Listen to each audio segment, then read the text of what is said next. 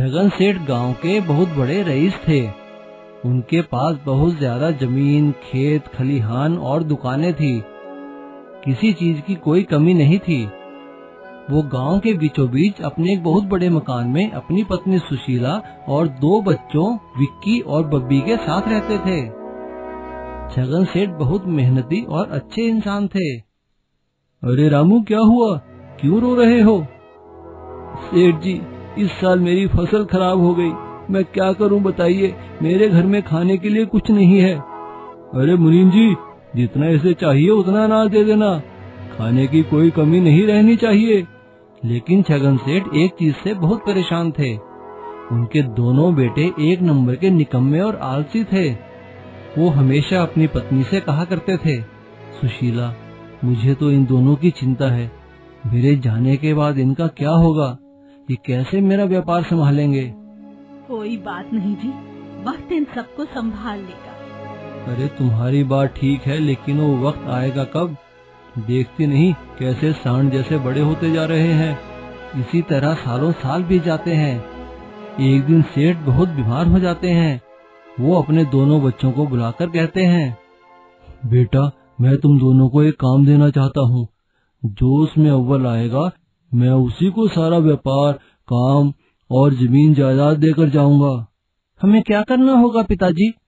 तुम दोनों को हमारे जंगल वाली पुरानी हवेली में जाना होगा। वहाँ पर 2 सुनहरी कारें हैं। तुम में से जिसकी कार सबसे चमकती हुई होगी, मैं उसी को सब कुछ दूंगा। ऐसा सुनते ही दोनों हवेली की तरफ चल पड़ते हैं। वो जंगल के रास्ते से बड़ी मुश्किल से हवेली में पहुँचते हैं।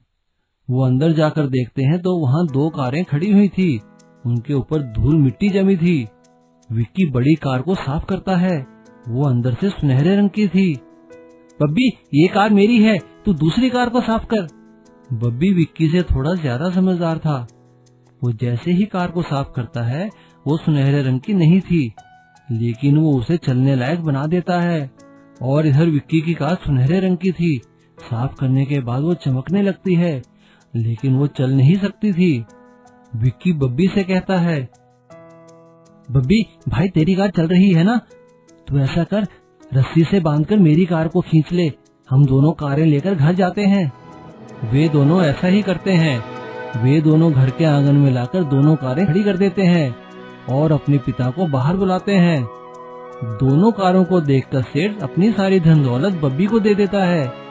ये देखकर विक्की बोलता है, पिताजी, मेरी कार तो इससे ज्यादा चमक रही है, फिर भी आपने सारी दौलत बब्बी को क्यों दी? बेटा, तुम्हारी कार चमक रही है, लेकिन ये किसी काम की नहीं है।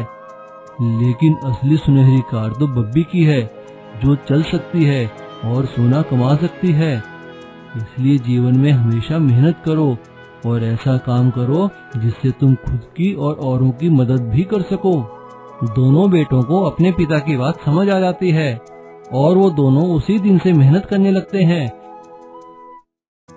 बहुत दिन पहले की बात थी।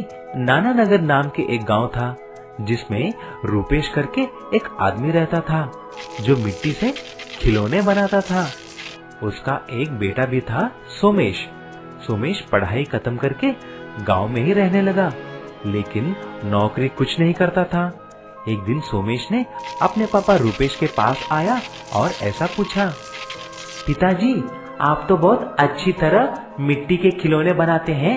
सब लोग बोलते हैं कि आपकी बनाए हुए सब कुछ बहुत मजबूत होता है, वो कैसा? बेटा सोमेश, मैं अपनी मिट्टी में फेविकॉल डाल देता हूँ, यही मेरी सीक्रेट है। और हाँ, ये सब छोड़ो, आपने डिग्री खत्म किया है, कुछ काम करने की इरादा है कि नहीं?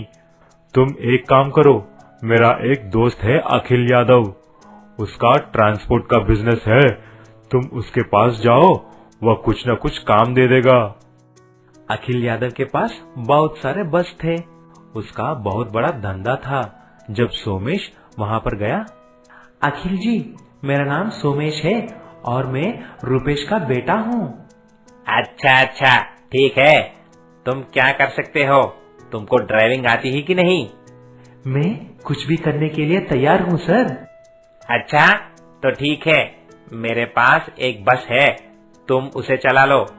डीजल और मेंटेनेंस तुम्हारा, बाकी के कमाई में आधा हिस्सा मेरा। क्या बोलते हो? ठीक है सर, मैं कल से ही बस लेके जाऊंगा।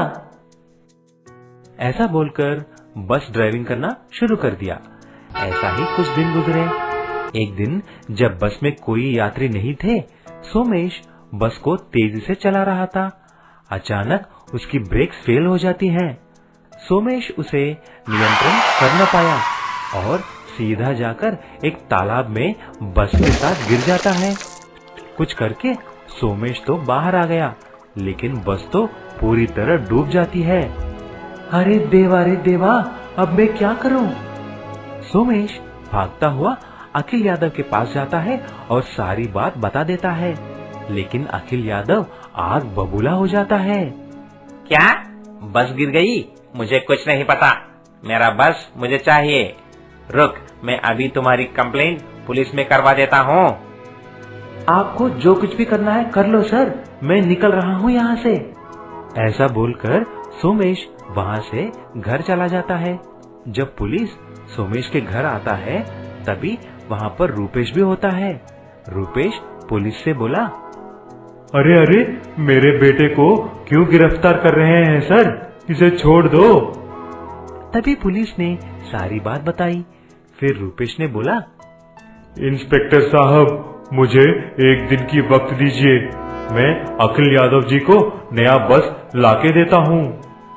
ऐसा बोलकर रूपेश और सोमेश ने मिलकर मिट्टी से एक मजबूत बस बना देते हैं और नई बस की तरह उसे पेंट भी डाल देते हैं। पुलिस को बुलाकर उस बस को अखिल यादव को देते हैं और अखिल उस बस को लेके चला जाता है। तब से सोमेश अपने पिताजी को मदद करते हुए दोनों मिट्टी के खिलौने बनाते ही जीने लगे।